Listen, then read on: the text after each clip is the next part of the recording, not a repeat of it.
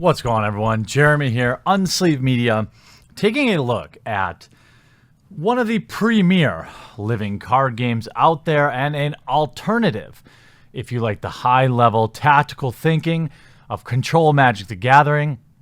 You might really love this. It is Legend of the Five Rings. It's been, I guess, started out as a CCG, eventually transitioning to a living card game, which is a smart decision in my opinion. What is a living card game? Basically, as Fantasy Flight defines it, it's a variable of a collectible card game. So you have regular expansions, but you don't have the randomized packs. So as they sell expansions, which will improve the complexity of the game, improve the depth of things that you can play, you get everything. You can buy expansions that can be played by themselves or add them together with the actual game, and you get away from that chasing for a specific card, chasing for a rare. You just get everything right up front, and that, my friends, is one of the best things about a living card game. I wish more people would dedicate some resources to that, because I just hate pissing money away. Now, to give you an idea of everything that comes with this game, if you think of the original box, because it's kind of as your starter set, this is about $20, $20 to $30, depending on where you go. The length of play, I think, is underestimated here. 45 to 90 minutes. I would say plan on 2 hours. Maybe 2.5 hours for a game, especially when you're new, depending on how much time you take to think about things. And they say 14 plus now, just like Magic the Gathering. It's rated a little bit older, but this game is not super simplified, which a lot of you out there will prefer. But then there are games like Coup, which are really successful, but also very simple, more about deception. This game is a lot of tactical thought, building your attacks correctly, and deploying your forces in the correct way. To give you an example, we have the base game. They still sell for $40, but it's widely available, much cheaper.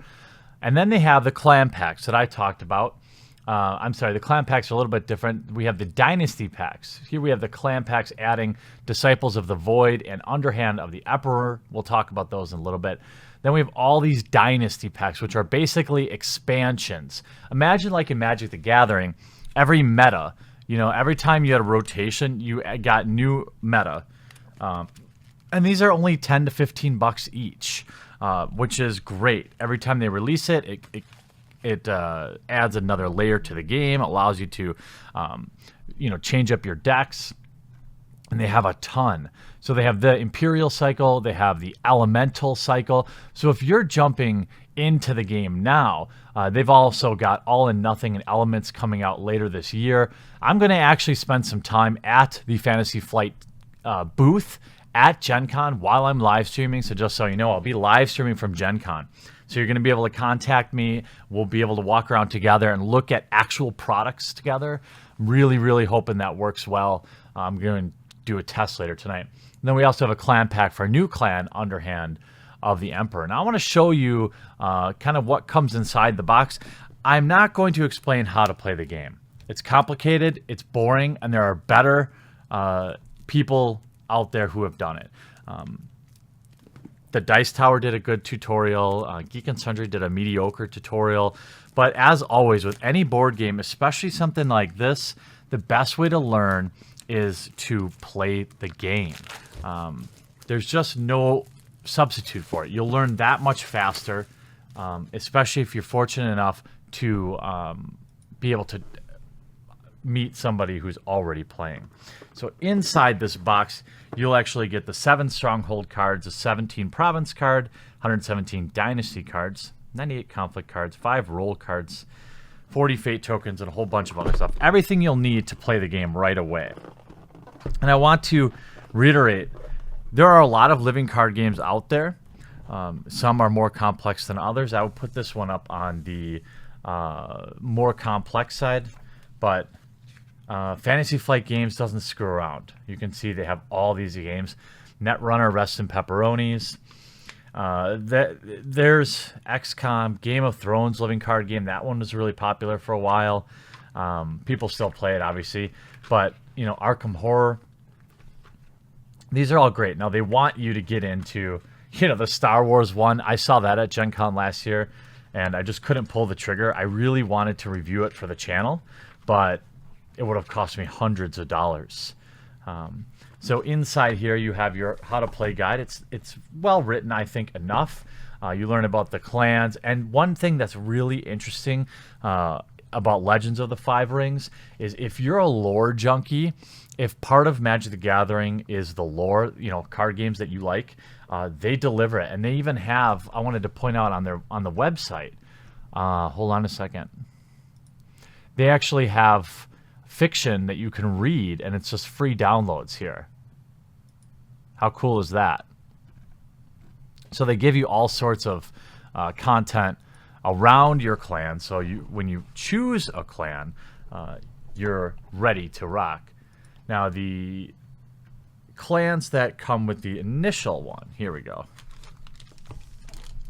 I'm not going to go through and open all these things, but you have your Imperial Favor decks, you have all of your provinces and everything else like that. According to Fantasy Flight, you enter the world of Rokugan with the Legends of the Five Rings card game. 2-player conflict card, drawing Legacy of AEG's original Legends of the Five Rings collectible card game, and now reimagined with new mechanics, story, and living card game distribution model. That is where it's at. I really, really believe strongly that you want this model. So you have all of these cards, everything you need to play inside the box. Now I want to show you what kind of one of the, and this is common, so you have all of your game pieces here that you'll have to pop out and keep together. You don't want to lose that stuff. The purpose here isn't to sell you Legends of the Five Rings. It's to expose you to other options other than that hamster wheel that is traditional trading card games. So you hear I bought a bunch of these. Here's the Chrysanthemum Throne. In here, it's a Dynasty Pack for Legend of the Five Rings. The card game contains 60 new cards, 3 copies each of 20 different cards, designed to augment existing decks. Set in the mythical world of Rokugan, Legend of the Five Rings is a game of strategic battles and court intrigue in which players struggle for honor and glory. So I bought a bunch of these, and I'm going to bring them to Gen Con, and I'm really hoping to be able to play them with you. That's kind of the point, right? I mean, that's kind of why I'm going. But it's interesting. Do you play Legends of the Five Rings? What do you think about it? I found the long game time, to me, was a drawback. Just because I don't always have, 2 hours to commit.